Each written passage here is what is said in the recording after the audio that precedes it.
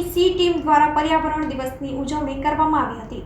Bhuj city એ division police station C ટીમના police head constable શીતલબેન અને રમીલાબેન દ્વારા વિશ્વ પર્યાવરણ દિન નિમિત્તે લોકોને વૃક્ષનો છોડ અર્પણ કરી પર્યાવરણનું જતન કરવા અપીલ કરવામાં આવી હતી।